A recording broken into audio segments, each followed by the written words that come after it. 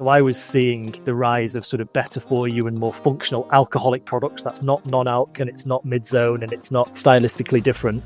This is alcoholic products that have more functional orientation. What was the main trigger that you said, hey, this is gonna work perfectly, I want to finish going through with this? Did you have any aha moments?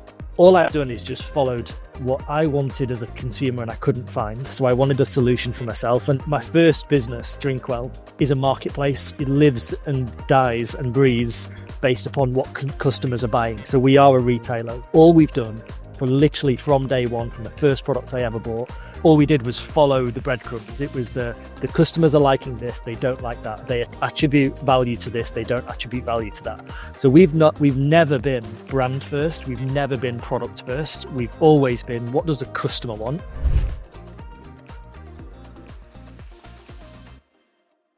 Hey everybody, thank you for listening. My name is Andres Figueira and I'm going to be your host for the day. Today's episode is sponsored by the Global Talent Company, a company that's connecting amazing remote talent from Argentina, South Africa, and anywhere really, with leading tech companies worldwide. So if your team is looking to hire top-notch South African or South American talent, just visit theglobaltalent.co and see how we can help. And today, with me here, I'm speaking with Tom Bell, the co-founder of Skinny Brands and the founder of DrinkWell UK. Skinny Brands is a company that wants to become the #1 alcohol brand for consumers unwilling to compromise on their lifestyles. So without further ado, it's a pleasure to have you here, Tom. Thank you for joining the podcast. Thank you. Thanks for having me.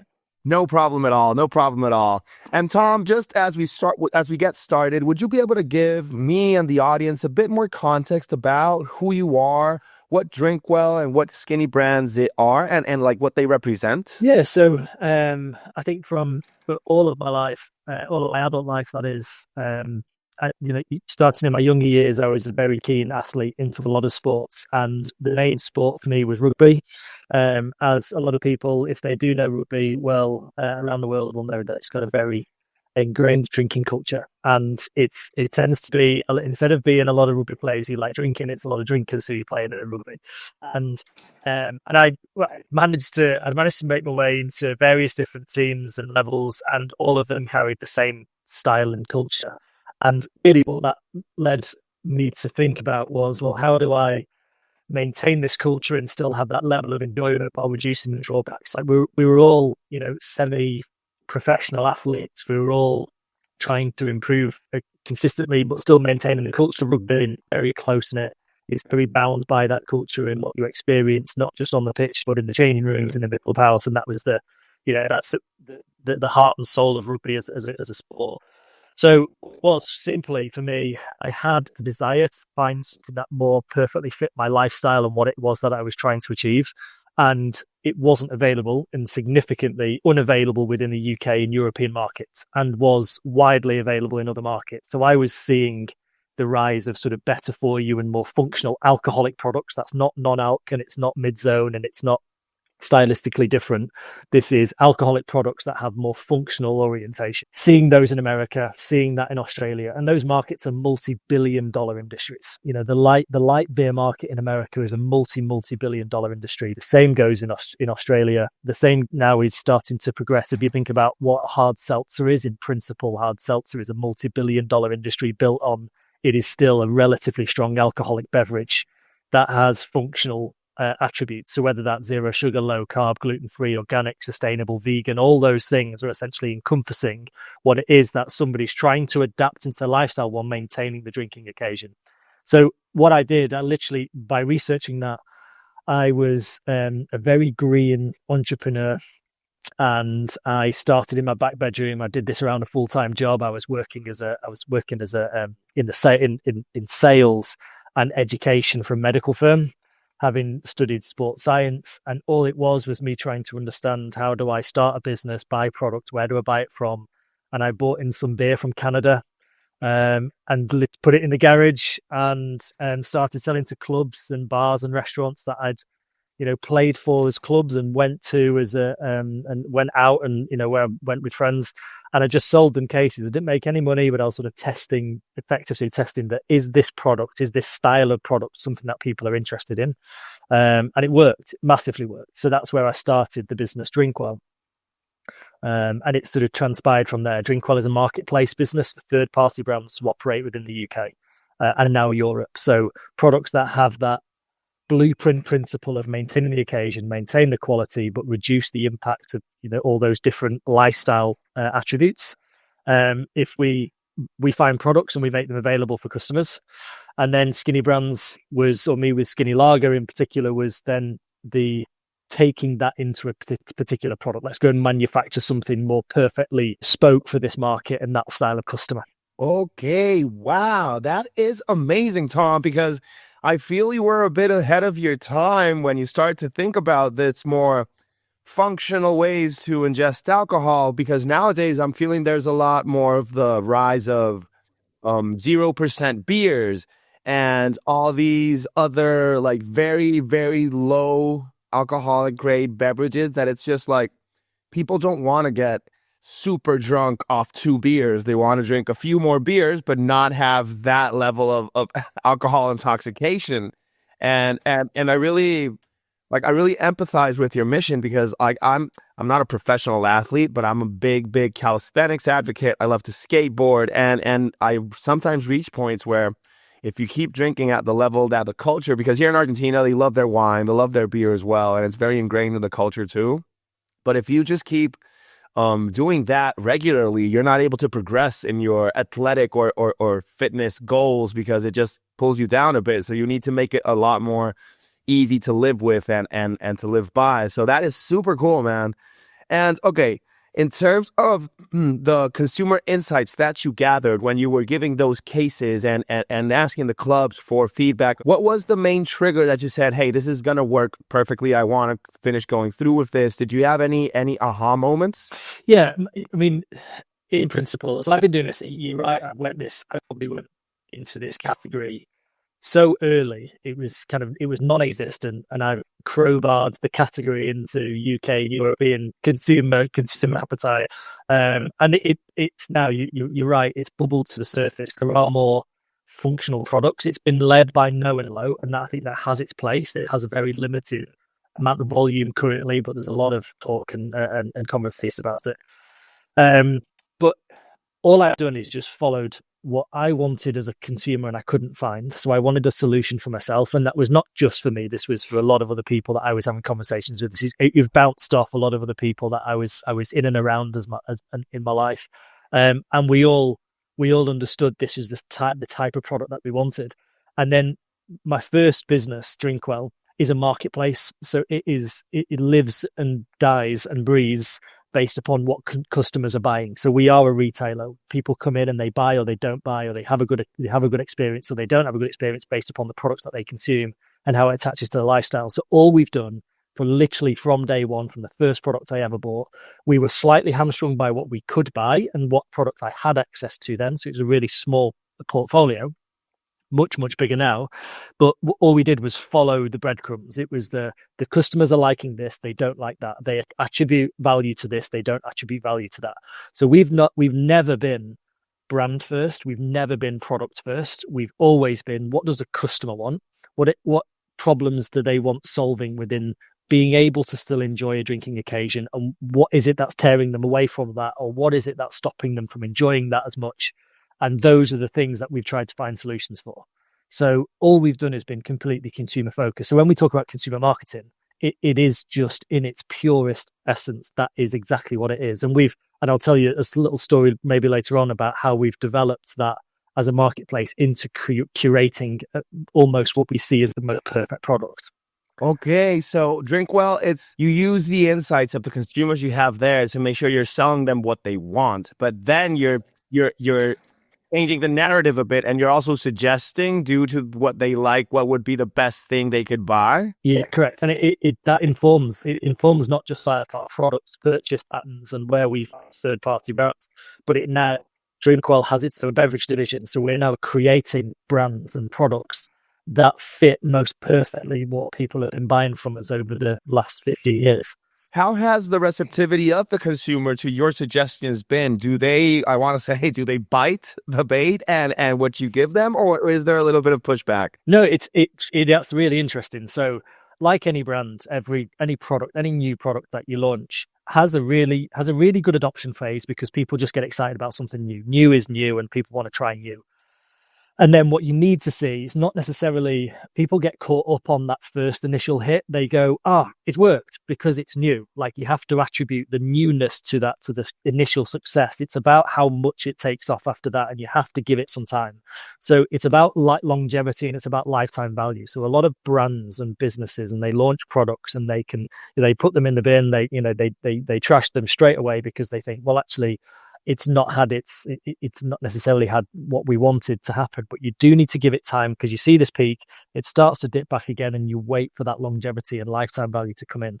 And the products that we've produced, so as Marketplace is an example, the products that we produced as our own label propositions, which more purely get, are curated in a manner that ticks as many of those boxes as possible, then they're the ones that we have like a 75% higher lifetime value on those products than we do on ordinary third-party products we buy in. Because we might get something in that has, we get a product that it's organic, it might have zero sugar, it could be an Argentinian Malbec, so it's an Argentinian Malbec, it's slightly lighter in alcohol, it's got zero sugar, it's got no additives, and it's organic, right? So we bring that product in, but it doesn't say it on the label, it doesn't shout about it in the brand. It might be like a screw cap, and people really like cork. They really overvalue cork instead of screw cap. It might be the wrong color slightly. It might not breed the right sort of attitude for the customer. They don't feel like they're getting the right value exchange. So we establish all these things, then we create a brand that more perfectly fits that scenario and that customer. And when we launch one, we see over a 75% increase in lifetime value when we create a brand that ticks as many of those boxes as possible. So as a brand that we've done this with is a product called Traces. So Traces is our own wine brand that was purely born out the insight of our DrinkWell marketplace. So we sold 3.5 million bottles of wine in a period. We put that into an algorithm. The algorithm tracks 21 points of data about that product, and the algorithm then said, if you're going to make the perfect white, red, or rosé, this is what it needs to be. And it gave us a playlist. And we've just gone, it's got to be screw capped. It's got to be in a clear bottle. It has to have an iconic part of a label. It has to be a white backed label. It has to have some level of foiling on it. It's got to be French. The rosé in particular had to be a Provence style rosé. It couldn't be less than 11%. Like, if it was 10.9, it was not going to be good enough. It had to be 11. It had to be zero sugar. It had to be vegan. It had to be sustainable. And there is all those things as our playbook. And we've then gone out to the market and gone, right, who can get as close to this, if not match it? And Traces was the adaptation of that brand voice and that storytelling of all those USPs. Traces was the thing that we created. So it was, and that's now in retailers, in wholesalers. We're distributing in 28 countries by the end of this year. We launch in America next year. So much is happening because of really understanding exactly what it is that consumer's been loving and not loving, and understanding what they buy and what they don't, and what drives value and what has the highest value exchange, and where the longevity sits, and recency and frequency data. That's all been brought into creating a product. It's like the phase of experimenting to get that perfect product, that wine, that flavor. It really is like a whole adventure just to make sure you get it right. Yeah. And in terms of once you have the product, and Tom, when DrinkWell started, did you find yourself having to actually educate the consumers more about what you wanted to sell them, since it wasn't that popular in that time? Or did people understand right away, and you just created a consumer, like a whole consumer audience of people that really just wanted these products that you're offering, that is the solution they need? It's an interesting one, because yes, you're absolutely right. People, especially in UK and Europe, this category is relatively non-existent. Like, it's still really new. If I did this in America, I think we would have hit the jackpot. This would have been a long time ago. We'd have seen some significant volume out of this long time ago, which those brands have seen. And there is still in America for that category, there's still no consolidator. There's a lot of retail distribution through your Kroger and your Publix and Walmarts and so on, but there's not really a consolidator in that market. In the UK, we have our consolidator. We are that for Europe as well. So thankfully, we've got a relatively good critical mass now that helps us. But in the early days, it was really scriptive. It was really We spent months and months and months and thousands of iterations of like, what's the perfect tagline? What turns people on and turns people off? Like we were analyzing biddable paid media clicks on if we change this word for that word, or if we move this word to the back instead of the front, if we create more of a hook phase, more of an education phase, more of a learning phase, and more of a connection phase. Like we broke out sentences, we broke out phrases, we broke out even designs. We had to look so deeply into what it is that we were saying, so people could understand it better. And that was, it's not us doing it. That was purely, again, talking about consumer marketing. We're just reacting to what the data says of what consumers are clicking or not clicking. They're voting with their pounds on spend a product. They're voting with their clicks on social media. They're voting with the scroll stop and time as attributed on social media, analytics. So are they stopping and not clicking? What is it that's not getting them to click? Why is this the hooks getting them, but then the education phase is not enough, or it's not good enough to get them into this click phase? And we've just nailed that bit consistently over and over and over again, and been so hyper focused on that. We're hamstringing in alcohol because you can and can't say loads of different things. You can't talk about health and alcohol, even though we are a functional, healthier, better for you alternative in alcohol. It's really difficult for us to communicate that because advertising standard agencies and the government really stop you from attributing health to an alcoholic occasion. We've got to be really clear about what wording we use to be able to not break the rules, but equally educate the consumer. It's tough. It's hard work. No, and that's something that I was thinking about, because since it's a controlled substance, there needs to be a certain type of, you can't just say this alcohol is the best for you because it's the healthiest, because it may be misleading, and you got to make sure to cover your back and all that. And that is completely true.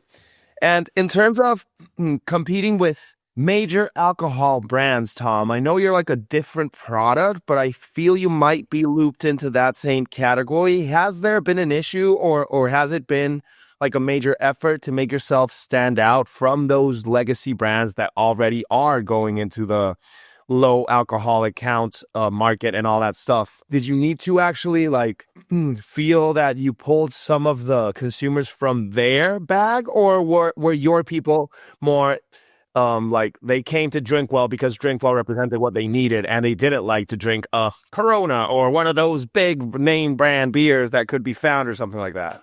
And it's a really interesting question, and I think it's difficult to answer. I'll answer it in two ways. One, I think the better for you category within the UK and Europe has been tarnished by a big brand behemoth doing it really badly.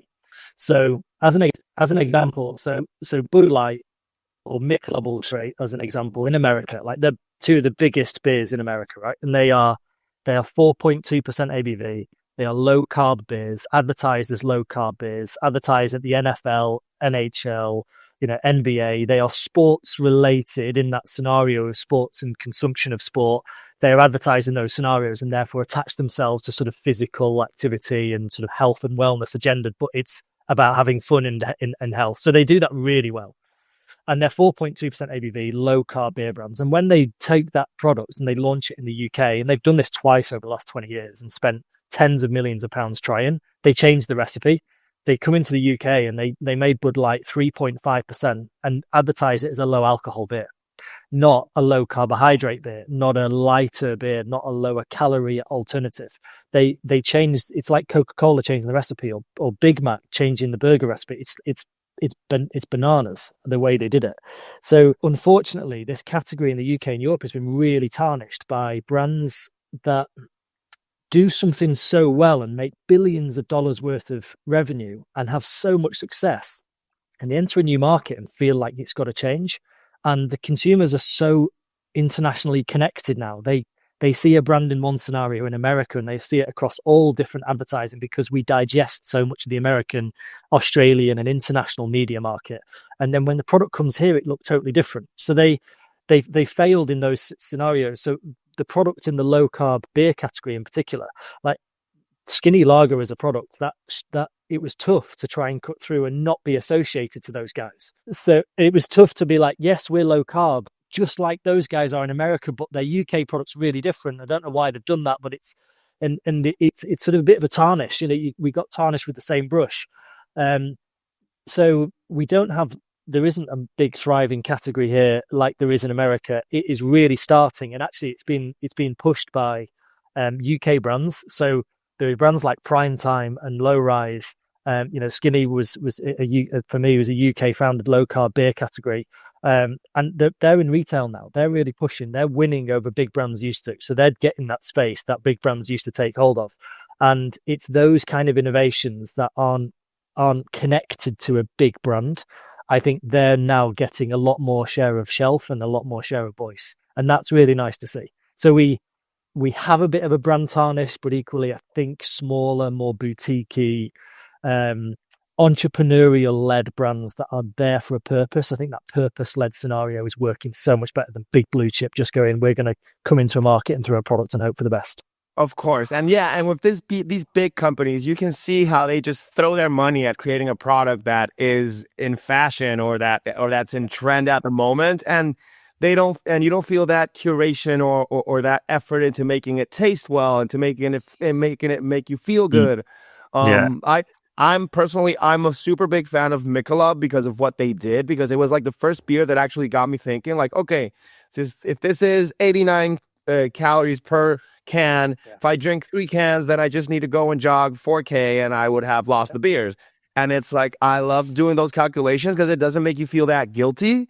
And it's like, if you find other types of beers that may taste better, when you start describing the players that are doing something well and are differentiating themselves from legacy brands, I was like, this feels like as if it were an artisanal beer shop where you go in and you can find those super high ABV beers that you're even scared to touch because it's like, what would happen if I drink this? And you can find some super low ones, and I feel they all have their place like right next to each other. But that is so cool, man. It's interesting. Smaller brands who have that purpose, who have that passion and that lifeblood behind them as a we're doing this because we couldn't find an alternative and I think I can make it better for them. And they're doing really well. And they're actually, generally in the can are much better than like Michelob Ultra and Bud Light. They're fine beers, so they're not the best tasting things in the world. I don't think they're really trying to be. They are just big behemoth brands. It just baffles me that they changed their recipe. And Michelob Ultra, like in the UK market again, was a 3.5% beer. In America, it's 4.2% beer, and 3.9 is low alc to a UK consumer, and 4% is normal. So 0.1% can be the difference between a consumer going, I'm not interested in 3.9 because I want a beer, and 4, you just go absolutely fine, doesn't even second question it, and that can be the difference. And they are the little specifics that I just think these American brands coming and thinking we'll just do what we want to do. And when you were describing how those beers, they've been able to position themselves in the market, like Bud Light, Michelob being like mixed with sports, that was something that I lived here. Like I lived and breathed it because Michelob used Lionel Messi as the face of their brand with the whole MLS and the soccer. And Argentinians, I feel the culture is a lot like the UK. They like their beer. They don't like a low alcoholic beer, a low carb beer. But when Messi's face was put in Michelob Ultra, I kid you not, Tom, it took less than 2 weeks for this whole country to be packed with Michelob. It's like they don't even know where to put them anymore. And it's like, okay, so something's being done right in the marketing side, even though people might not love what the beer represents, but it is good for them. So that's nice. And Tom, I also have, I would love to know, since you're an industry that I don't talk to with that much because we don't get that much alcohol beverage brands or anything like that, but how are you using AI to help you and the company in your day-to-day work? Do you guys have any way that you're leveraging it, or is it something that you don't use majorly just for, I don't know, analysis of metrics and other stuff like that?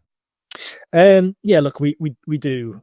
We obviously do data analytics and across with AI. So we do modeling and we do forecasting and planning with AI to look at all sorts of data, both retail, distribution, and and customer acquisition structure and strategy and lifetime value metrics and all that stuff. We use AI for web design and page development. We use AI for analytics on even like hot spotting through the website, and the AI learns and puts certain pages, rank certain pages differently on menus. So we've got an automated menu feature.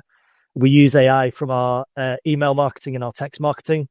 So that learns on like recency and frequency data about we're always trying to talk to the customer right at the perfect time at which they're ready to place their next order. So, and some people they have consumption, they might drink 6 bottles in 3 months. Some people drink 6 bottles in a week. So it learns their purchase patterns, and it doesn't kick in until it knows that it's got enough data to make an informed decision. So it doesn't just go, they place an order twice, and now based upon the first and second, this is their ongoing trend. It sort of continuously adapts and learns and that changes through the year. So somebody who drinks loads through Christmas period, like the October to December, might not drink loads through January to March, and it learns that, and it sends emails out. And the same really is that same adaptation through our SMS systems. We use AI from, just as I talked about, from how we create products. So it is from an analytical perspective, but it's equally from what kind of product do we need to create? What's the missing piece within our portfolio? How do let's say we've got 10 Merlots or 10 Shirazes, let's say, and we'll say, right, we need to find the perfect one, because I kind of want to consolidate maybe 5 or 6 of those into one perfect product and get the best of all of those 5 and 6 and really consolidate all that volume into one, which is then becomes a more profitable endeavor for us as a business. And the customer gets a better experience, they get a better price, we get a better margin, and everybody's happy in the scenario. So we use AI to do that tracking. So of the 21 points of data about all these different 10 Shirazes, tell me the perfect thing. Tell me the reasons why people buy all of those, what stands out, what's different, what's unique, what drives value, what doesn't. And it runs proper assessment on those products. So we use it for brand creation as well, which is really exciting. That's incredible for us because it cuts down the time. Of course. No, that is super cool. And it helps you gather the insights of things that you might not even see, but it has all the data. And then it's just like, yeah, this is working out. You could use something creating these products as inspiration, and that helps you consolidate what you're saying and be able to get better margins and provide higher customer satisfaction. Yeah. Okay. Yeah. No, that's a super interesting way that AI is being leveraged, because I just love this. With every single industry I speak to, AI is in there, but it's always a different way that they're using it and that it helps out. So that's very nice. I know people will appreciate understanding how that is being done there. Sure. And Tom, I know we're almost at time, and I don't want to take more of your day, but I would love to give you the opportunity to tell anybody that may be listening right now, how they can go about learning all of the products that DrinkWell offers, if they want to buy anything in the marketplace, or if they want to look into skinny brands and just buy the ones that you guys are making. How could they go about that? Yeah, thank you. Thanks for that. Look, we're in the UK and we're in the Irish market. So if you're in those two regions, and sorry, we're not worldwide yet, we'll get there eventually. Or drinkwellisland.com, you can search any one of the sort of 200 different products that we list. And that's wines and beers and some spritzers and hard seltzers and so on that we do on the platform. All of that is delivered to your door. Have a look out for Skinny Lager. That product is going to be distributed in America next year. Same with our brand Traces. That'll be distributed in about 30 different countries, 28 across Europe and East, and then we're going west and we're coming over to America next year. So you'll see it across the American states. If you're listening in America, that's something to. Okay, so exciting. So we'll probably be hearing more and more of DrinkWell and Skinny Brands in the future. So that is amazing. And Tom, thank you so much for hopping on the episode. It really has been super interesting, and I can't wait to see what more you keep on doing with all these endeavors that you're in. Thanks so much. Thanks for having me. Thanks, Andrea. No problem at all. And to anybody that is listening, thank you so much for coming on the episode. And I really do hope that you come back to listen to the other industries that we speak to and all the different personalities that we have on here. So thank you very much.